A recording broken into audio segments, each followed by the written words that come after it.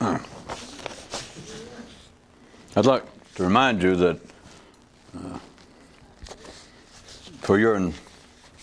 as regards your possible involvement in this out there, that there are no payments due until April of next year.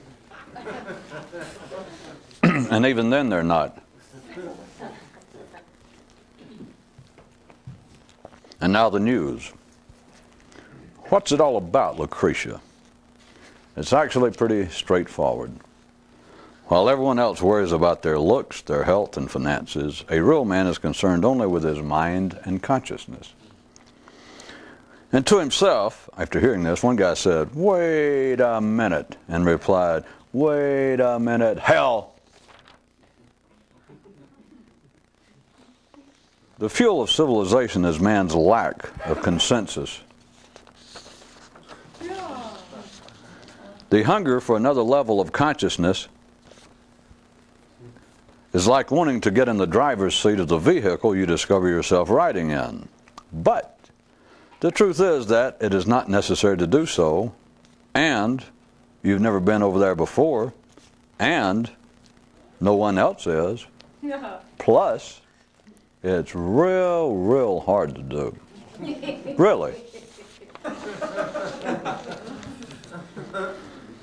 Hearing men attempt to discover the truth via discussion and debate is like watching bees being thrown at a greased pole in an effort to produce honey.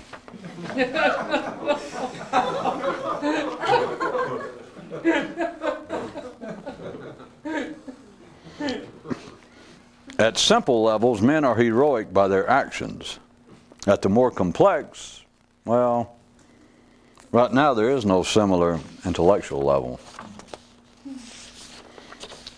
Tip to critics.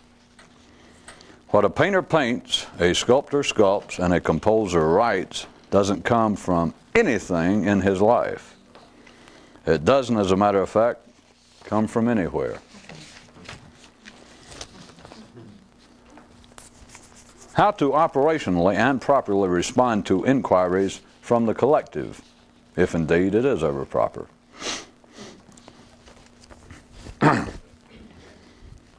Are you a Jew? No. Are you a Muslim? No. Are you a vegetarian? No. Are you a flesh eater? No.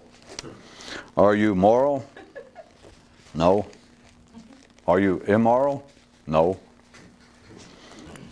Well, thank you for your cooperation. It's been my pleasure.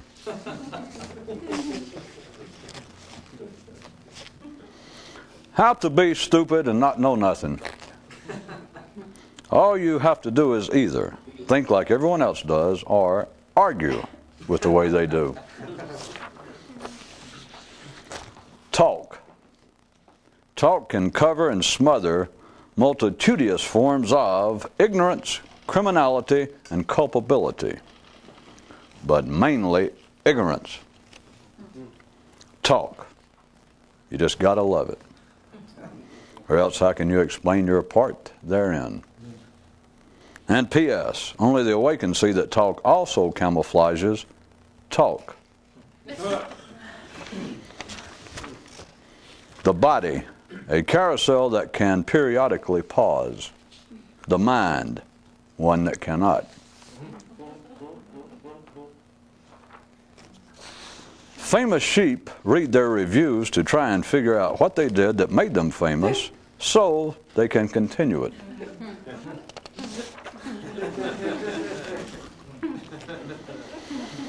All routine intellectual progress comes from an absence of conclusiveness. Climbers seeking finality raise the mountain's height. At any point at which a hero or villain excuses himself, he ceases to be the aforenamed. Regardless of the voices raised amongst the collective, there is nothing to which man needs to return. Anyone with any criticism or complaint is not more conscious or awake. Men believe their gatherings superior to those of sheep, which is one reason they so seldom hold combined conferences.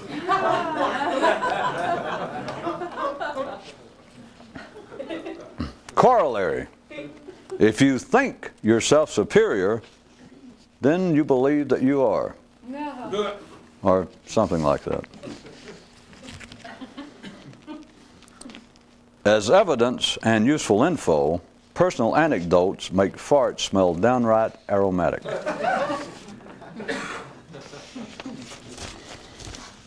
The sorehead's approach. If you don't have a parade, no one can rain on it. And if you don't try to be more conscious, you can't fail and make yourself look even stupider than you are now, assuming that such is possible. End of quote. As an unrecognized metaphor, the mind can take a regressive act as being otherwise. In the mystic's mental gem sits the danger of too much muscle turning into flab. Don't ever say that I don't write challenging, what do you call those? One of those things. They're not all throwaways. They're not all easy. Some of them, well, I was about to tell a personal anecdote.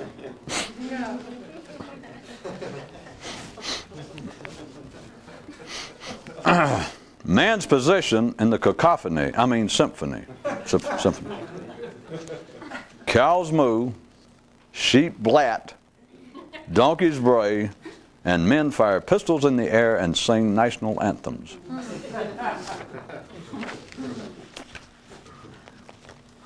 Should it be sheep bleat?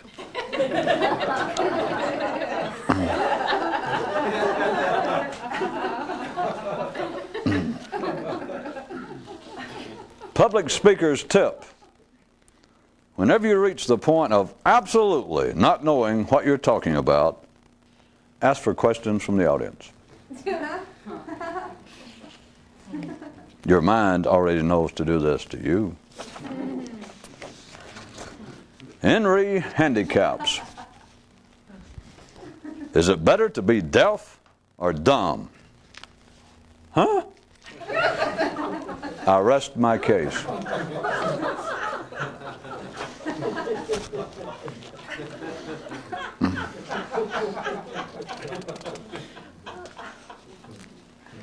Remember the fire marshal's warning, no?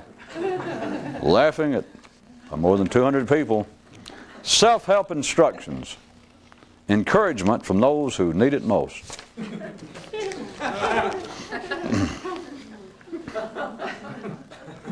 And now, the all-new, homegrown, all-weather, all-purpose, always available personal mystical practice and discipline.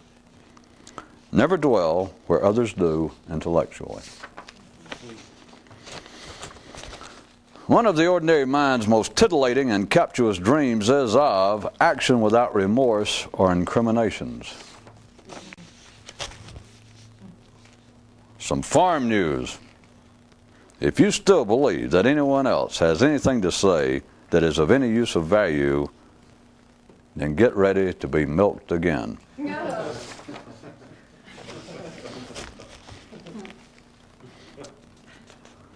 Combo wrap-up. No hero or villain who whines is worthy of his name.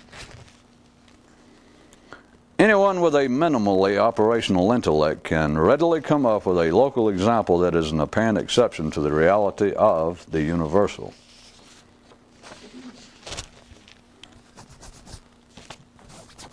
In the middle of the meeting, a man stood and pronounced, "No one knows what's going on but the enlightened.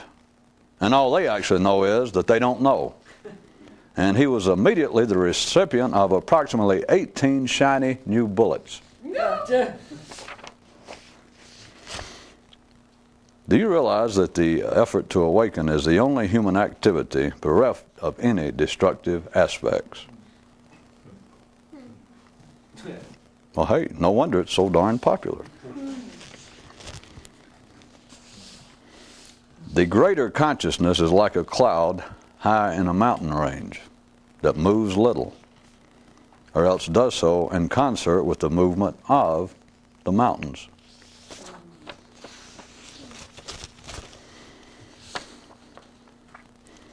One man used to think his best stuff when he was away from home. Come back, little man.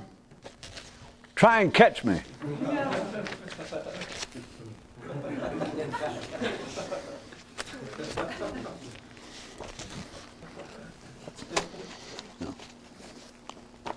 For many generations, man's mind has been trapped by the question of whether there is a distinct, discrete separation between the mind and the body. And it served all kinds of purposes, and it still goes on today. Sometimes thought referred to as between the flesh and the spirit. I'm going to give you a homegrown diagram that's difficult to do in 3D, but if you'll watch 1 second, because we operationally speak of it, let's say we're looking down on man to start with. And if this was man, and this will be the mind, and the other one will be the body. It is like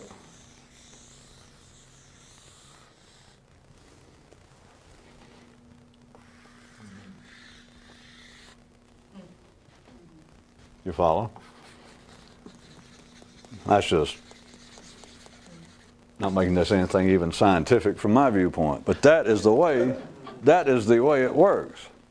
And now let's take a cross-section view of this same thing, and it would be like, I want you to understand, picture this in 3 dimensions, since it's what we are. It's not just as simple as saying, well, there's where the mind and the body interact. If you're looking at it as a cross-section, you would also be dealing with like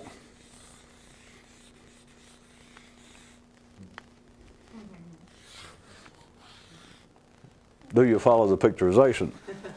It is not as simple as a 2D matter, which is one of the things that throws the regular 3D consciousness of them trying to decide, is man primarily mind or body, or is it both? And they just keep going through these cycles, like, as all of you should know, right now we're in the heartland again of these sudden claimed breakthroughs and more statistical information, and people standing up to actually have credentials and a suit and tie and a diploma, saying, by God, we have about got enough information now to show that the mind has an effect on the body. And that they're predicting that it will just be someday soon that even medicine, as hard-nosed and scientific, that even doctors, just your ordinary family MD, by God, is going to have to take it into consideration. And for every person that stands up and says that, there's several people back doing research that they'll go to for a conflicting opinion. They go, yeah, we've heard all that before, but let's don't jump to hasty conclusions. You're left with the idea of, I also used of local, ideas of local reality, and then a universal.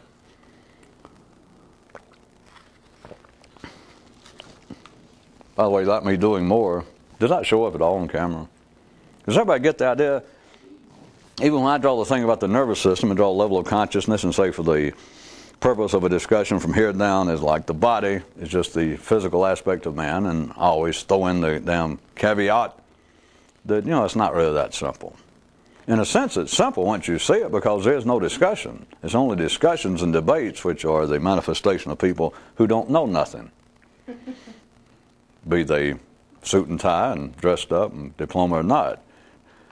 If you know, it is simple. Because that's fairly simple. I said it wasn't a scientific drawing. I could have been lying. That could be an exact representation of Homo sapien, 1995. But once you see, in a sense, it is simple, but what they think is complex is they name sure that it's true or not.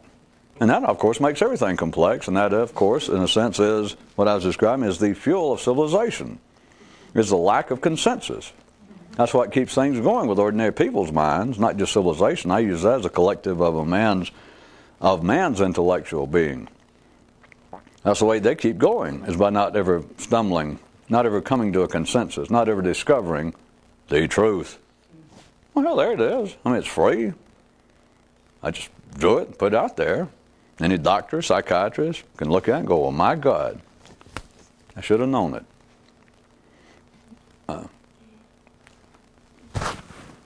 I was trying to hold my breath for a second, and I realized that is waiting for them to do that and send me money or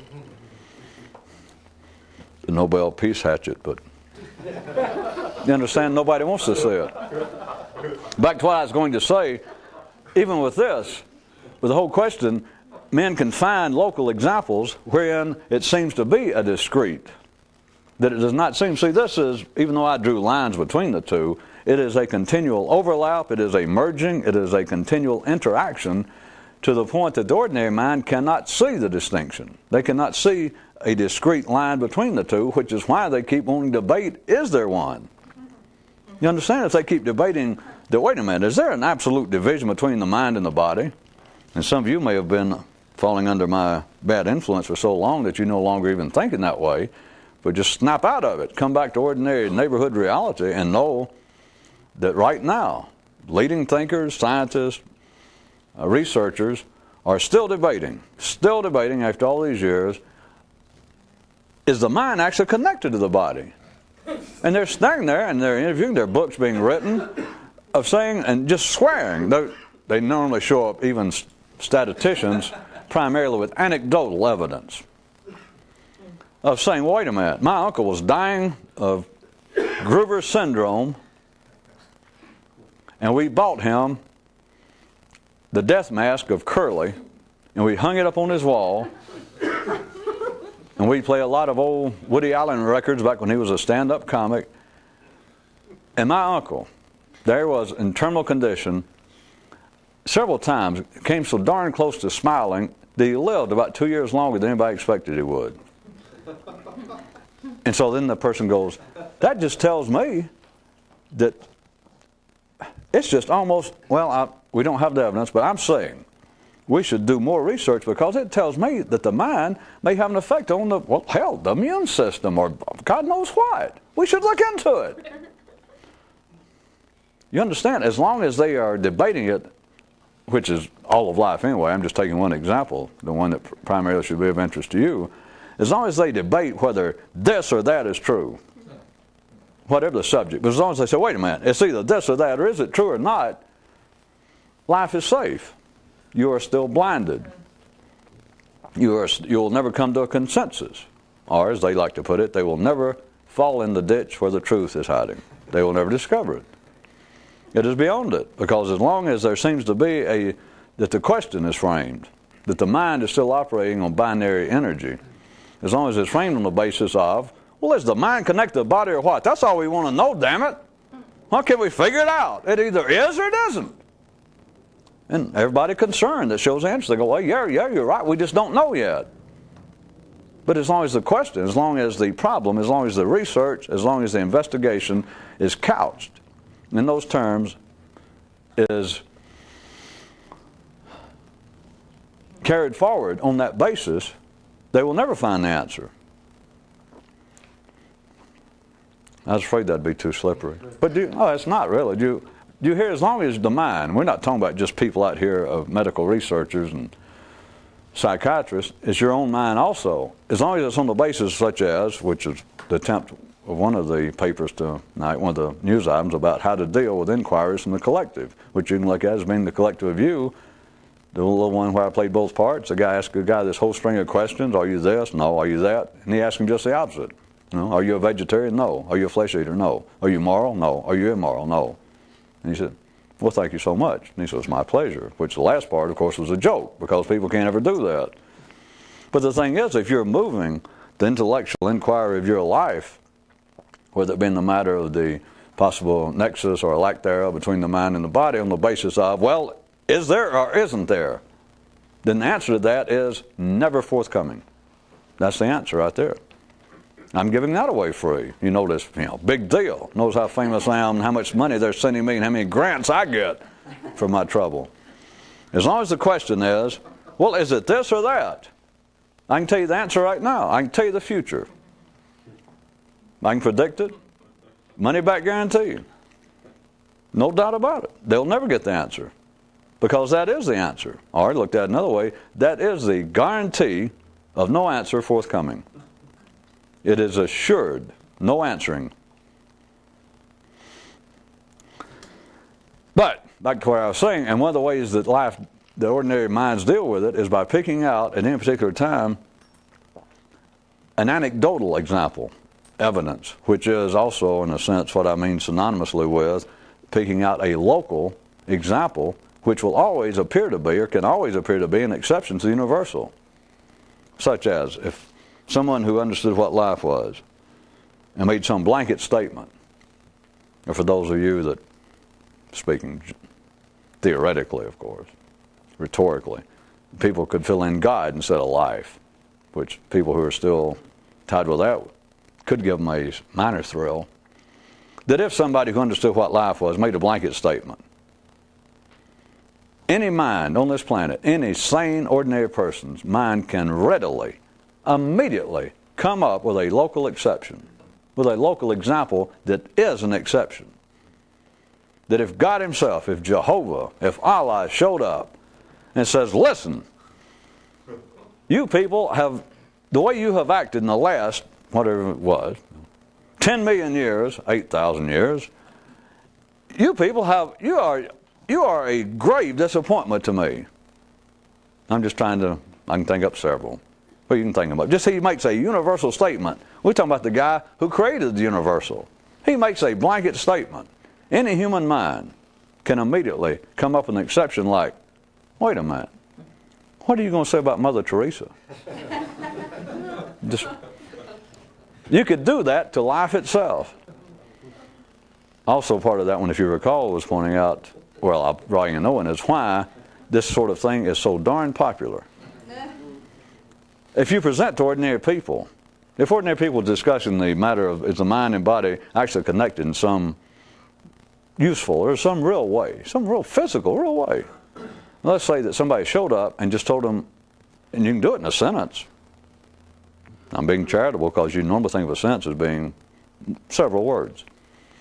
And if somebody showed up and said, well, I'll tell you exactly how it is arranged. And they told them, the people who believe they're interested, the people out there working, slaving in a research lab, seeking even new grants to carry it on, that believe they're getting closer, that say that their whole life's work now is to find out, yes or no, once and for friggin' all, is the mind directly connected to the health of the body.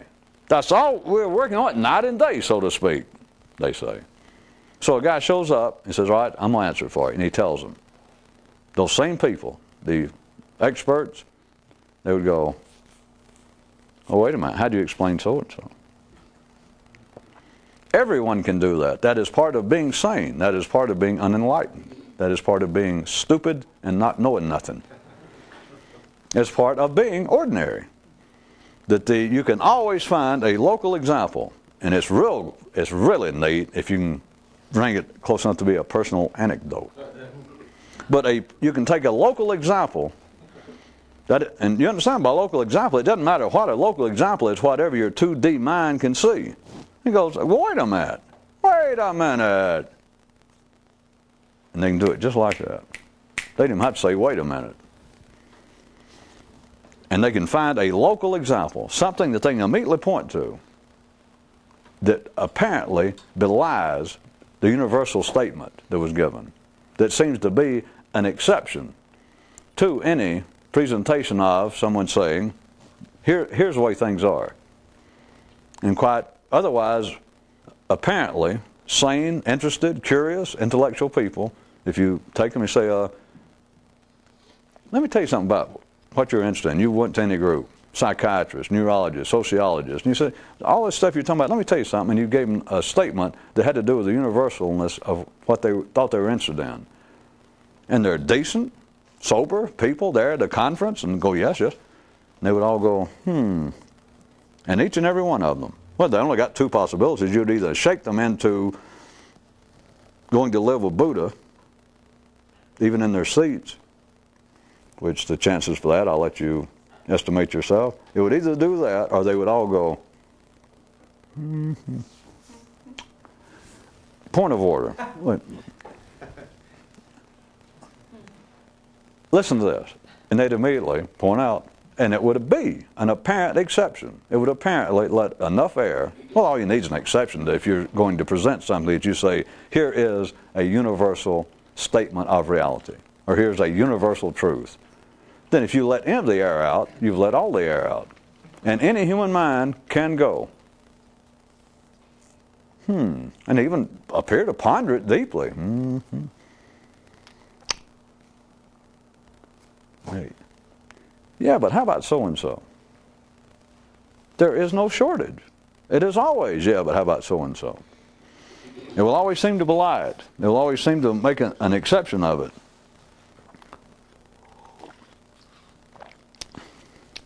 Now, let's take some of this. And I've had, from last time, I've had several inquiries, people asking if I would say more about that Einstein news item. Plus, I'd like to point out, I wanted to point out how inclined humans are to act, human. Even when there's no particular reason, such as I just did, because nobody asked me to. Nobody, what I just said, nobody said that inquired about, would you elaborate on it? Nobody did that. But didn't it sound kind of folky and like I was concerned or interested in what other people asked? You want to do it again? So that's the trouble of making things sound as though it's sort of expected and ordinary. That seems to be a natural verbal segue into something. That's why I may have to go back and repeat it, because it sounds so natural. It was just like all of you quackers taking a little wetness on your back, and it just... All right, well, what I was going to do is move what we're talking about into something else that I was talking about. Those of you that remember from the last time we were here, I had the story about having to do with Einstein, as a figure of speech. And since then, the point is, I've had several people, well, more than several, ask for an elaboration on it and to say something else about it, which is, it's also interesting. Have you ever noticed how humans are inclined to, try to act human, even when it's of no particular purpose, such as that, for the second time. See, because no one's asked me to do that. But didn't it sound kind of warm and folksy? I'm not going to do it a third time. If you remember the news item, it went a lot like this. The heading was, How Life Works, both molecularly and cosmically and hormonally and neurally and hormonally, part of an ongoing series. That was the title. On social occasions when the conversation would become so complex as to elude her comprehension, Einstein's girlfriend would surreptitiously drop her hand into his lap and leisurely drag her fingernails the length of his Johnson until upon him she had the desired effect, thus bringing the situation back to one of her liking and allowing her uneasiness to pass. The obvious one would be, I assume you would get it, that if you actually took that, and Einstein, of course, is representing a Western concept of a very intellectual person. If you imagine a party and Einstein has got just most people's concept of, dumb blonde kind of thing, just a woman, girl he picked up in the bar, whatever. And there he is, and they're sitting at this long dinner table, and it's all these famous physicists and people, and the conversation really gets up. And there she sits. And when she first walked in, maybe she built real nice, and got a lot of attention. But here it is, 30 minutes later, a few drinks, and the conversation is getting into the search for the one answer, all sorts of things. And the conversation is just such that it's just gibberish to her. It might as well be another language. And she really begins to feel uneasy and uncomfortable. I mean, she's got no idea what's going on. So they're at the table, and the men are really going at these intellectuals. And she just slides her hand over there and does this little thing. And suddenly, Einstein, just as a fictional figure, suddenly, as you might know, all you men and women, we don't have to distinguish, would, if he was the right kind of guy, would fall out of the conversation of this. He would suddenly have changed gears.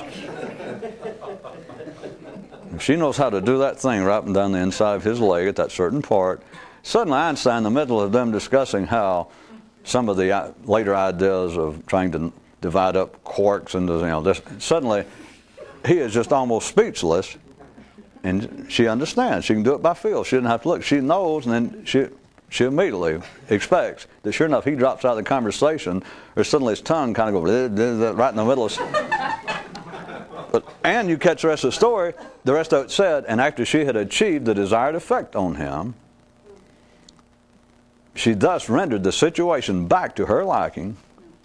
That is, she took her center of attention, her man, she pulled him back out of that, flying up here with all kinds of fancy daydreams and stuff she couldn't even figure. He is now back in her hand, so to speak. Got the situation back to her liking and allowed her uneasiness. She no longer feels uncomfortable. It's now, she's back like she was, like when she walked in. And the whole place went, wow, look who he's with. You understand?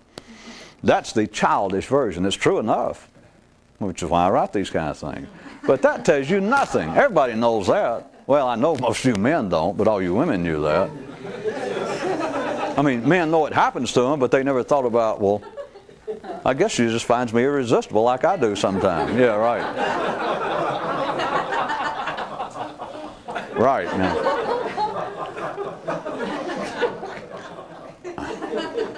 All right, let's get way beyond as we should, but even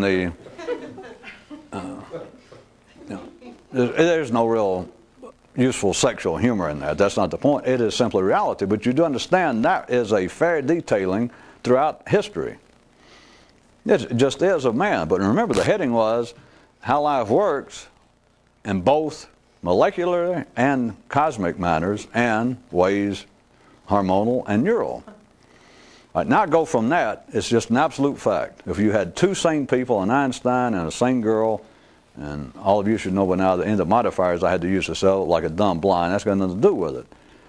And now you can extract all the sex, or at least all the gender out of that, all the sexual / gender, and now look at that whole situation inside of man's nervous system, small m. Inside of man collectively and inside of man singularly.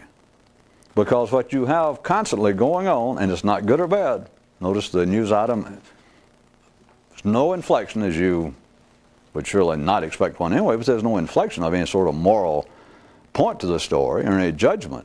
It's not that. It's not shame on the girl to do that. Because as all men, I could have made the story, you understand that, I could have made it sound like, well, boy, isn't that just like women?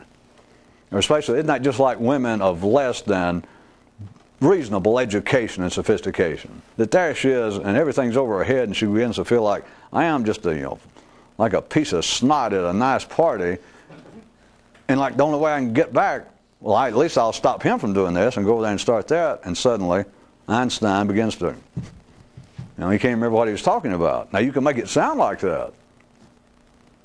That's not the point. The story is not even the point of it being external people, because what you have inside of humanity collectively, which should be of real great interest to all of you by now, and inside of you individually, is what you have is your own hand, hormonal hand, continually. It's the hand from the past, which is still here, because that is also the past in the present. That kind of overlapping, as I've tried to tell you before, that although right now, that here we sit in Omaha, and what is it now? All right, it's 2 o'clock p.m., whereas in Los Angeles, it's just 1 o'clock. Or in Manila, right now, it's 11:15 tomorrow night. You understand? But it's all simultaneous. The past and present's like that. So inside of you is the hand of this girl who gets lost. The conversation up here, here's Einstein. The conversation, the attempt for you to think gets in such a way, and forget the dinner party and all that in the surreptitious hand, and it actually being a gender story between a man and a woman. It's your own hand. It's the own hormonal hand of the past reaches up and will begin to stroke the old Roscoe, the old Johnson in such a way that suddenly it's like you lost all, where was I? What was that? And I could say, now this is real subtle, and you never heard it described like this. Probably nobody on the planet's ever described it like that. And I could say it's real complex, and you got to watch for it. And after saying that, I'd also say, why don't you shut up and tell the truth? All right. It's not hard to see at all. You just didn't ever have anything to call it. It goes on continually. It is more subtle than my description, but that is no excuse, because it is just point blank plain. What do you do? Why do people drink? Why do people use survival areas such as food and sex? Not that, again, that had any particular aspect to the story, but to use the bio-survival, the things below the level of consciousness normally, use them as hobbies. Why do people do that? I thought somebody would answer. Oh, okay. You have the hand, you just don't see it this precisely, but you have the hand continually reaching up. Well, let's throw it on somebody else. How about all the stories of people, Christian, Jewish, Zen, monks? They're just humanists, ordinary people sitting around attempting to meditate. The whole thing of trying, whatever description they're using, their particular apparent tradition and discipline, but the thing like trying to bring the mind under control, trying to still the chattering of the mind, or that sort of thing. What is it that they normally claim, all the way from Buddha on to today? What is it that people still claim? What seems to happen? Well, they start apparently talking at the Einstein level, that is the intellectual level, about, well, it is strange. I've been sitting now for 10 years, 5 hours a day, and sometimes I get closer to being stilled, but at least after all this time, I'm getting some handle on what it is that suddenly grabs my mind and makes the waves come back.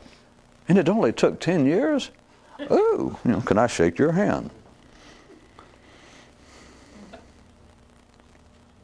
What is it that they say, sometimes I get very close to being stilled of mind. Sometimes I get so close that it's as though I can feel the breath of Buddha behind me. And I'm almost there. And then it'll go back, and it's like static on the radio. It's like wind blowing the top of a lake. My mind was about stilled. And you go, yeah? And they go, and I'm beginning to get some idea. It's like, I don't know, it obviously has something to do with my psychological traumas and effects of childhood, because it's the same kind of daydreams that come back. It's the hand of the dumb blind stroking your Johnson. It's the rest of your nervous system. Now, I could make it even simpler than that. It's force of habit that you're just used to any time that's almost the point of the conversation. Now, remember, we're talking about inside of you. That your own dinner party, of your own potential Einsteins, you begin to think things that are getting so far afield, you're so dangerously close to maybe, I don't know, getting a little more conscious, that it's like your old nervous system, just out of force of habit, just surreptitiously, it doesn't even have to think about it, it just reaches over and starts stroking you, and pretty soon you go, that is, suddenly for some reason, your mind is not back on higher matters. You're no longer sensing the breath of Buddha behind you. You're suddenly smelling the perfume of Cleopatra somewhere. Except the mind will go ahead and try to explain in all kinds of ways. Well, I don't know, I have daydreams about my mother and father, my childhood, or I were greedy thoughts. The mind will always try and go back, ordinary man's mind will always try to go back and blame itself for not being able to do better. You didn't like the one tonight about the attempt to awaken is almost like trying to put yourself in the driver's seat of a vehicle in which you discover you've been riding. And when it can't do it, the mind always blames itself. Well, not itself, but it blames its own mental things. And of course, blame is a crude way of putting it, because now let me refer you back to my story. The dumb blind is not sitting there blaming herself. She doesn't go, boy, am I stupid. I knew I should have stayed awake in high school and I might know what they're talking about. She doesn't blame herself, but she blames the mind. She blames them. What the hell are they doing? And so she can't compete. She don't know what to do. Yes, she does. And pretty soon, even Einstein goes, that's what you do to you. That's what life does to you. That's why, another news item tonight, that if you're going along with life, that sort of expected thing, then as far as the farm news, I would advise you go ahead and be still and get prepared to be milked again. Now, don't bother to tell me the credentials or where you graduated. I know where you graduated from. MU. MU. But don't bother to say, well, no, you don't know me. May I introduce myself? You don't have to. I know you're Elsie. For those of you that remember the Borden's advertisements, and those of you who are male and take it personally, Elmer. It was Elsie and Elmer the cow. You could also look at that kind of story, or take it a bit further, the idea of the great mystical quest of all the things of adventurers and knights, some kind of mystical warriors, that the hero is always going on a quest, but you could look at the quest as trying to get from being the dumb blind to be Einstein, that you're trying to go to a new land, but the new land is you're trying to move up. Remember, it's a figure of speech because it's more like that. But spatially speaking, you're trying to move up to where, from the place where it is just sex, where it is just the dumb girl, the dumb blind, which it doesn't have to be a girl, and doesn't know what to do, and it's the habit of life, and it would just stroke you. I could have said pull you back down. It distracts the mind from trying to do something mental. It distracts the mind from trying to get higher up in the mountains, if it were a mountain climber.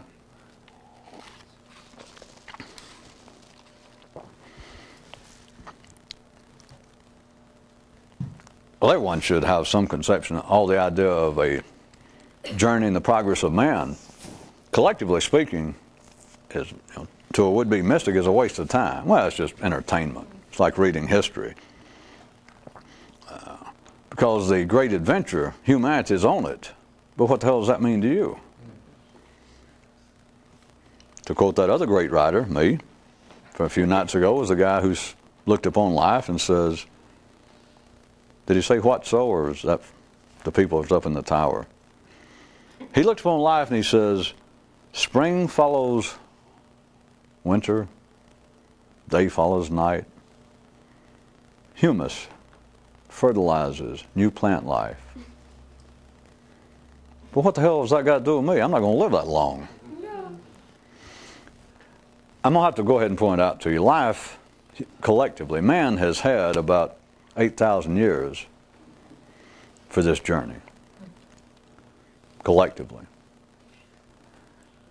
You individually, you got maybe 10 or 20 more. That's what you're faced with. The journey is whether you're going from that which would appear to be intellectually challenging, challenging somewhere but beyond the bio-survival level and beyond the collective level of what everybody else thinks. Because they claim, life has ordinary people collectively claiming that they are involved with intellectual, spiritual, metaphysical activities. It is a distraction. It is the same way that life is collectively still stroking humanity's Amos Johnson. And it makes everybody, even humanity collectively. If that sounds too big, the philosophy department at Harvard, they're getting some kind of snit sometimes. They get all carried away and damn near about to actually think an original thought. Maybe we got them all together somewhere, I don't know, off on some kind of retreat on the weekend. And you got here 30 people on tenure, all of them with graduate degrees in philosophy, let's say. And God knows what, I don't know, smoke, some fumes of some weird mushrooms, and they just getting some kind of just carried away and get damn close. Actually, all of them together, I know I'm just making this up, but trust me, go with it. They come very close to almost having an original thought all together, just, and something will happen. Life will reach right up through the earth and drag its fingernails down their collective Johnson, and suddenly they'll all go, bleh. Put it to you another way. Individual people do not want to. Collectively, man cannot. Collectively, man only operates at one predictable or one steady tempo. Individually, if you go along with what everyone else is thinking, you're operating at the same tempo. But may I refer you back to another item tonight? It was actually an informative item. It wasn't some kind of damn silly joke or something. It was a tip. It was how to be stupid and not know nothing. And it said that all you had to do was either or either.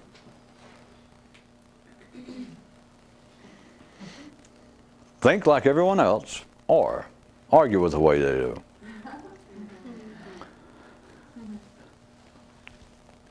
You can then come up with your own. I've already done it for you. But the one, all new, homegrown, all purpose, all weather, always available, personal, individually tailored, mystical tradition, discipline, and practice.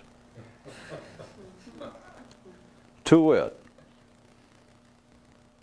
whatever everyone else is thinking, forget it. And you know what I mean by forget it. Forget it doesn't mean argue with it. Whatever everyone else is thinking, forget it.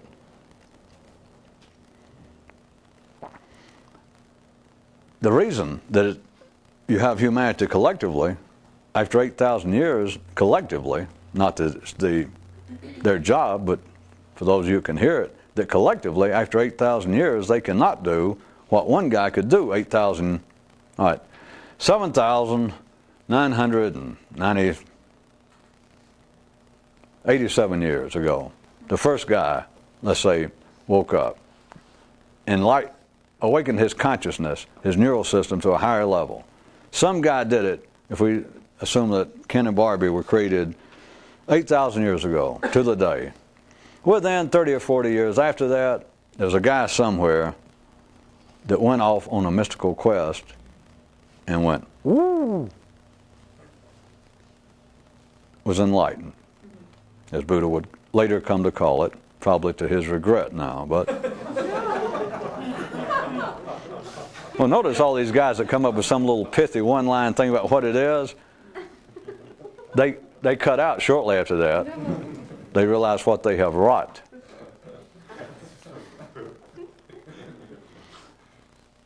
Thirty, 40, 50 years after the 8,000, after Ken and Barbie, one guy became more conscious. But what I want you to understand is collectively, not that they're supposed to, but collectively, man, after 8,000 years, still has not done what one guy did in the first 50 years. You cannot now, if you have any insight, if you have any intelligence at all, you cannot have any dealing with, any serious interest in, any personal interest in what the collective is up to. And we're talking about intellectually. Physically, it's just of no great consequence because, as always, I'm assuming anyone who's listening to this, that physically you are sane enough to get out of the way of an oncoming truck or a large bull, that you do not drink acid, that you do not engage in self-flagellation to the point that even Hustler wants to take away your cat of nine tails, and I'm not going to stop and fool with that one. I'm just assuming that physically you are sane. You're walking around sane, that kind of sanity. Above that is where you want to have nothing to do with what man does collectively. And that is, again, may I point out, that all of this is about one thing. That's about getting to Istanbul, using the Oriental Express as a mystical metaphor, perhaps for the last time. You never notice they're always good, or they're getting shorter. I can use one, and used to I could use them for 6 months. I won't say I could, I did. But you notice now they're down to like 2 weeks, maybe a week. At any rate, what we're talking about is the state. There is no doubt, as I admitted on camera to our fine viewing audience recently, that this is about just what you think it is. Exactly. You mean that kind of, yeah, exactly that. You mean that's, but yeah, that. That's what it is. That's the only, in a sense, that's the only interest. Well, it is until you get there, until you once go to Istanbul, until you once are in that state. I mean, that's it. Everything else is, I'm assuming I'll speak for you because I understand it. Everything else is like, well, why the hell can't I get there? Why don't you tell me more? How come it seems so close? Or why you keep talking in circles? I'll do it, I'll do it. Why do you think I keep listening? I'll do it, just tell me. Yeah. It's about getting there. It's about being in that state, because once you're there, then all questions are gone. You don't no longer save, collect schedules. You no longer worry about what particular train took you there. You don't worry about any of that. It's as wannabe mystics would like to, they like to hear the idea, but it's based on reality, is all your questions are shot to hell. It's over. But then the thing is, the state is not, shall we say, permanent in the sense you think it is, and so it's always sort of a thing about, well, how come I keep drifting out? How come once I got there I thought this is it? I spent my whole life wanting to get to Istanbul, to Shangri-La, to Jerusalem, to the state of Buddha consciousness. How in the hell could I let it slip away after 3 days, 4 days? What did I do? Where's the justice? Well, you wouldn't say that. Once you were there, you don't talk about justice anymore. But this is a question about how in the hell, what am I doing? And I didn't even maybe realize it, but I suddenly realized I'm close back to the bridge across the Bosporus Straits. I'm backing up some way. I seem to be kind of drifting. I didn't notice it. But damn, I'm almost back in Greece. Or worse than that, Bulgaria. No offense to you fine Bulgans. If they have an intellectual blowout, do they get balkanized?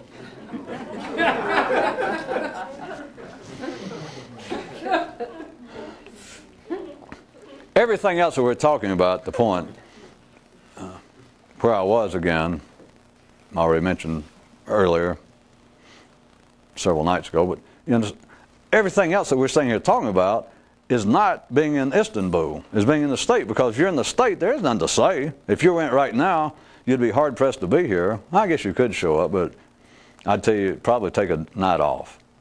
Because there's nothing to say. Nobody can tell you anything.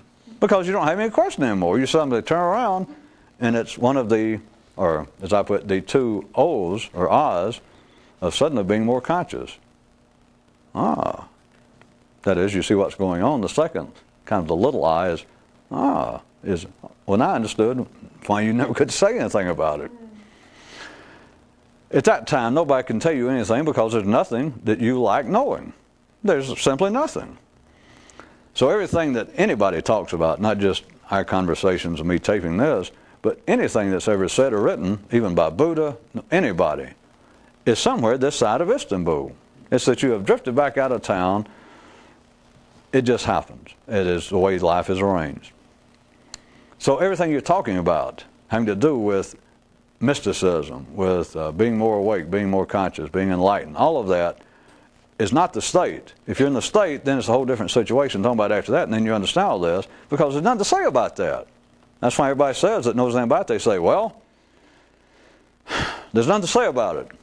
And you go, oh no, not that crap again. Yeah. But once you know it, then, as like I said, it's the two I's.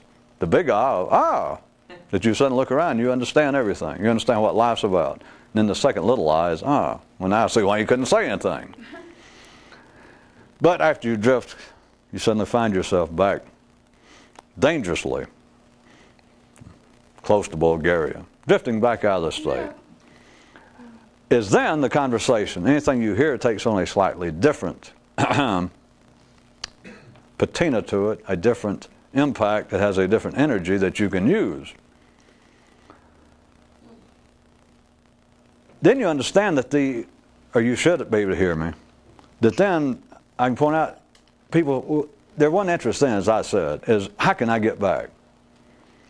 You may think, well, that you don't need a sales pitch anymore anyway, which would be a great relief for me, all the advertising and promotion I have to do with this and encouragement. But you no longer need any sales pitch even with yourself. You go, I knew, this is it, I knew it. And after that, it's been the greatest bargain in the world, as if a would-be or a real mystic has a choice. It's nice to go, well, it's the greatest bargain in the world because once you get in that state, you think it was all worth it. That's easy to say, because what's your choice?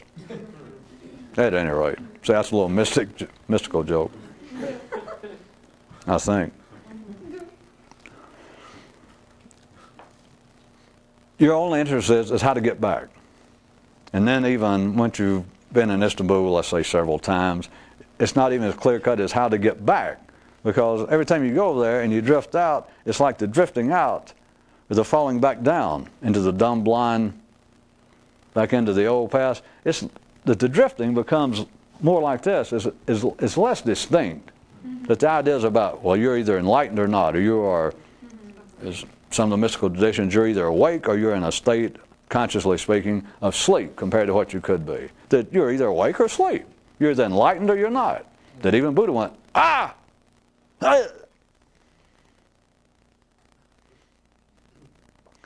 It becomes less discreet.